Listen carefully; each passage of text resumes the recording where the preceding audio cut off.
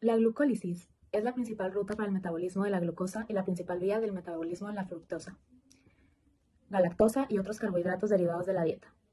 La glucólisis, la principal vía para el metabolismo, ocurre en el citosol de todas las células.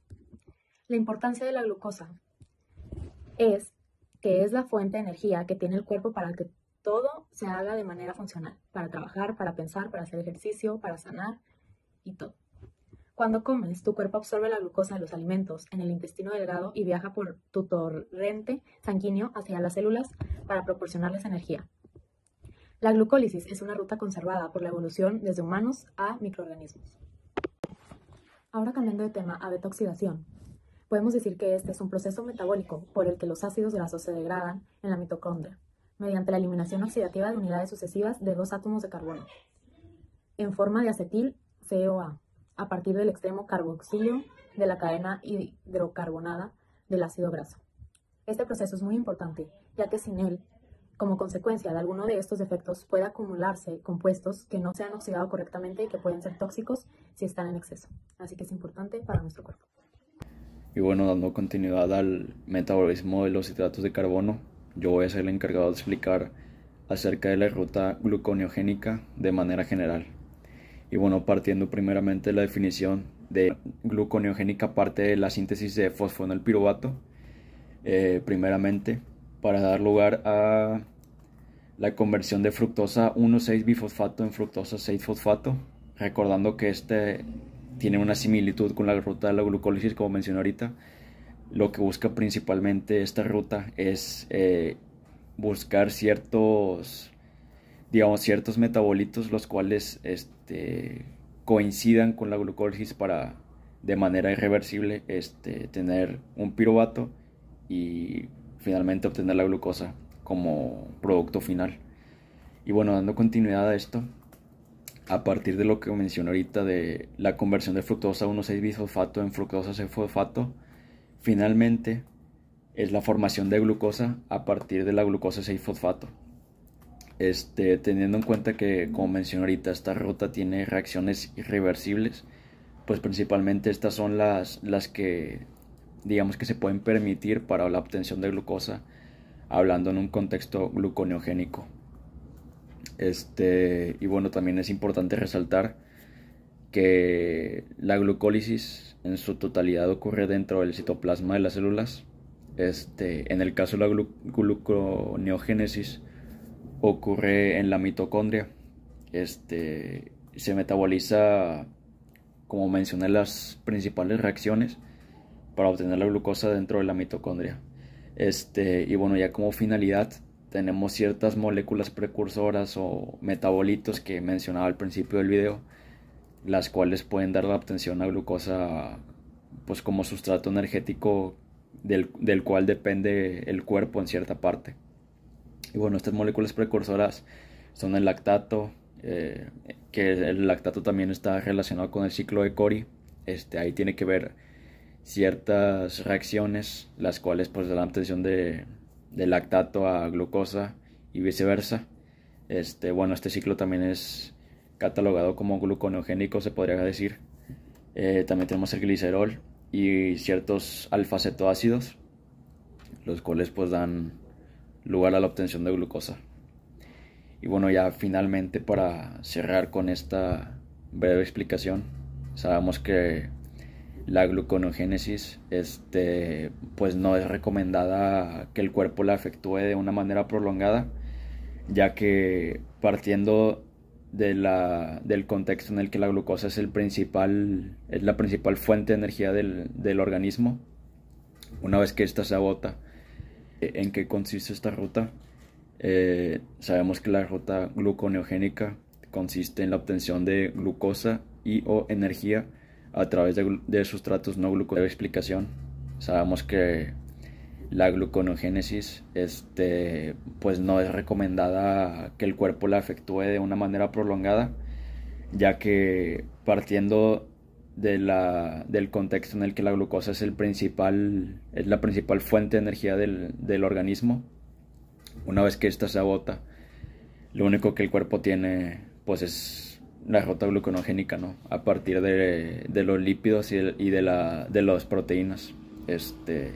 Vemos esto en muchos casos en pacientes que utilizan un estilo de vida enfocado en la dieta cetogénica, la cual básicamente consiste en niveles elevados de lípidos y niveles disminuidos de hidratos de carbono en la dieta, la cual pues da origen a la gluconogénesis particularmente.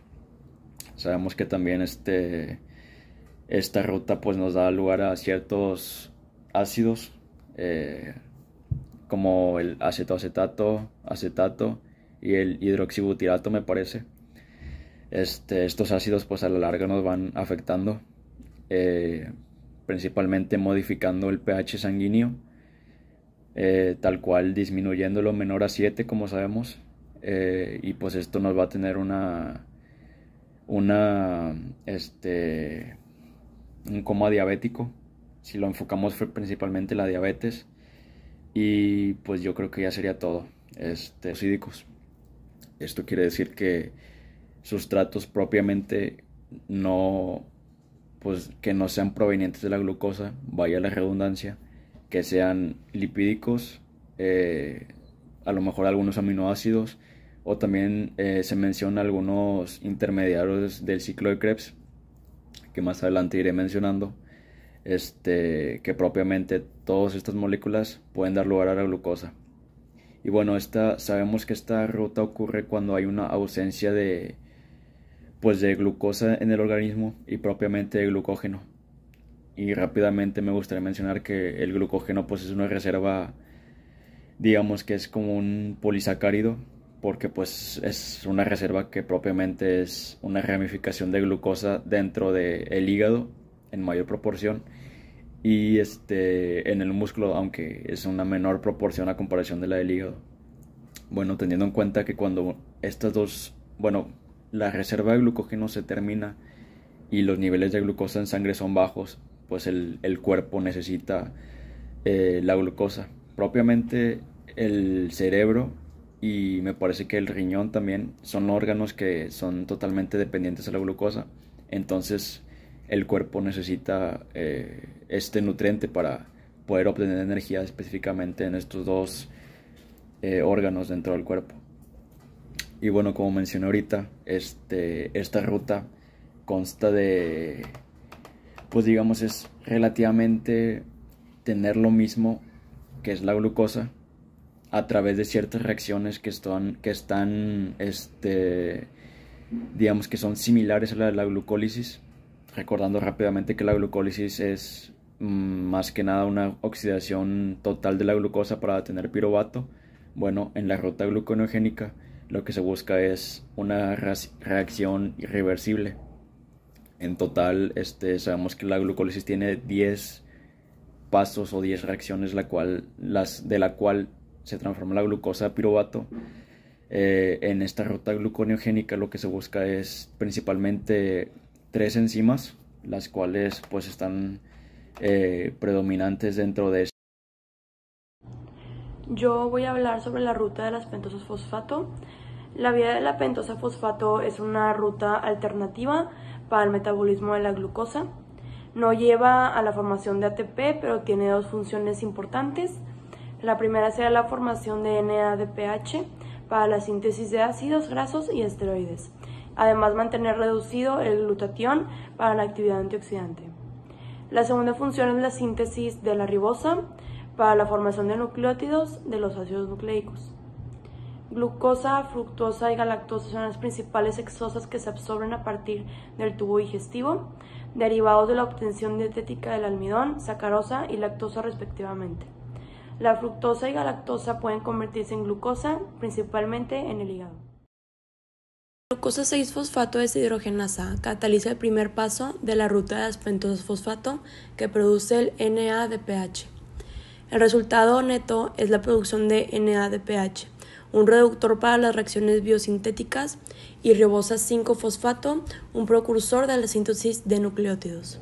En la mayoría de los animales, el destino principal de la glucosa 6-fosfato es su degradación hasta piruvato, y a su vez el piruvato se oxida en el ciclo de ácido cítrico, lo que da como resultado síntesis de ATP.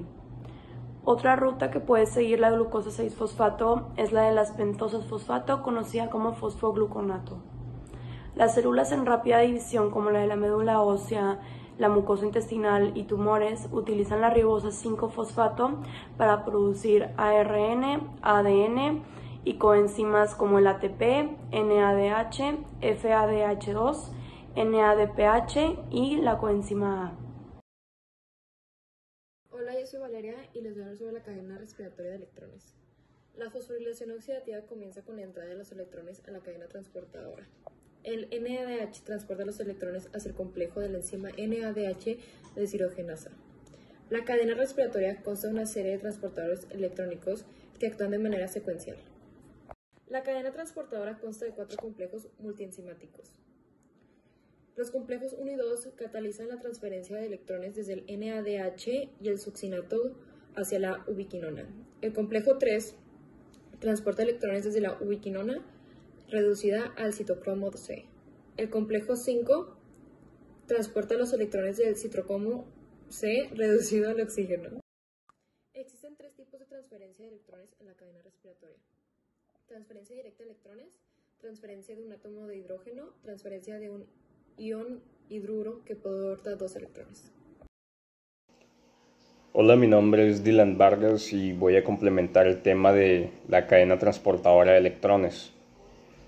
Aunque la molécula de glucosa después de la glucólisis y del ciclo de Krebs se ha oxidado completamente y ha producido en forma de ATP, la mayor parte de la energía se encuentra en los electrones que aceptaron el NAD y el FAD, que se redujeron a NADH y FADH2. Estas dos moléculas tienen un gran poder reductor y transfieren sus electrones al oxígeno molecular a través de una cadena de transporte de electrones o cadena respiratoria.